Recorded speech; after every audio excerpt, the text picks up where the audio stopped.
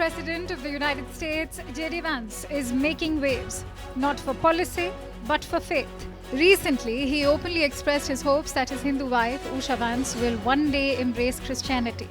Speaking at a Turning Point USA event in Mississippi, Vance said, "Most Sundays, Usha comes with me to church. Do I hope she will be moved the same way I was? Yes, I honestly do." Now, most Sundays, Usha will come with me to church. As I've told her and I've said publicly, and I'll say now in front of 10,000 of my closest friends, do I hope eventually that she is somehow moved by the same thing that I was moved in by church? Yeah, I honestly do wish that. You are raising three kids in cultural, racial, religious household. How are you maintaining or how are you teaching your kids not to keep your religion ahead of their mother's religion? Vance insisted that their marriage is built on mutual respect and understanding, emphasizing that her faith doesn't cause conflict at home. But the remark has stirred debates about personal choice, interfaith dynamics, and the role of religion in public life.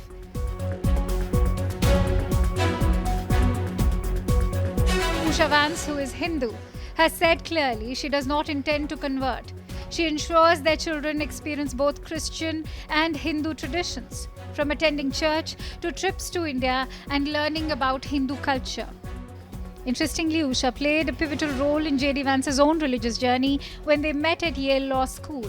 Both identified as agnostic. After 2019, Vance converted to Catholicism, describing Usha as a supportive partner during his spiritual transformation. I did grow up in a religious household. My parents are Hindu, and that was one of the things that made them such good parents, that make them really very good people. Usha explained, reflecting on the role of her cultural roots in supporting Vance's faith. Beyond their marriage, Vance has argued that Christian values form the foundation of the United States. At the Turning Point USA event, he challenged strict interpretations of the separation of church and state, claiming it was a terrible mistake and that it continues to affect American society today. Critics say this reveals institutional Christian dominance in American political life, a dominance that can affect policy, culture, and the treatment of minority religions. Vance's comment intersects with a worrying trend: the rise of anti-Indian and anti-Hindu sentiment in the US.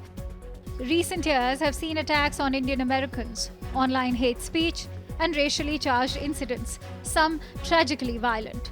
Observers fear that public statements from high-ranking officials, even personal remarks, can embolden extremists. Neo-Nazis, certain MAGA groups, and some politicians have targeted Hindu culture, labeling Hindu deities as false gods and calling for the marginalization of Indian communities. Amid this backdrop, the Vances are raising 3 children in a Christian household, while giving them exposure to Hindu culture and traditions. Usha has stressed that this is about dialogue and choice, not coercion. The children understand both faiths, and Usha hopes to turn church visits into a family experience rather than a demand. This dynamic highlights the broader struggle in interfaith families, balancing personal belief, family cohesion, and societal pressures. Vance's comments also raise questions about public versus private faith. As Vice President, his words carry weight, influencing public perception and political discourse. Critics argue that when leaders emphasize one religion as the foundation of a nation, it can inadvertently reinforce bias and exclusion against minority faiths. Even within the US government, this raises concerns. How does one navigate personal faith while representing a diverse, multi-religious nation? We talked about Christianity, all of this. I'm not even Christian, and I'm here standing to show support. Why are we making Christianity one of the major things that you have to have in common to be one of you guys, to show that I love America just as much as you do? Why is that still a question? Why do I have to be a Christian? I believe in the Christian gospel, and I hope eventually my wife comes to see it the same way. For the Indian American and Hindu communities, these remarks are a reminder of the delicate balance they must maintain, practicing faith freely while facing societal bias. Remarks of US Vice President is a lens into faith, family and power in America, showing how deeply personal beliefs intersect with politics, culture and society at large.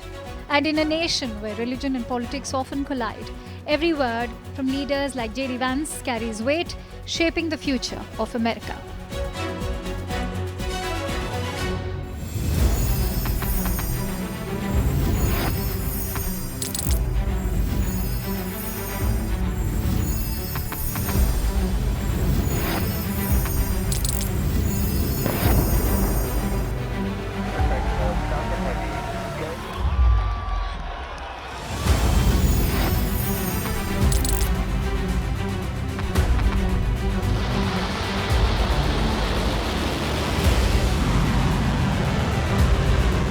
Been fighting so long and so hard that they don't know what the they're doing.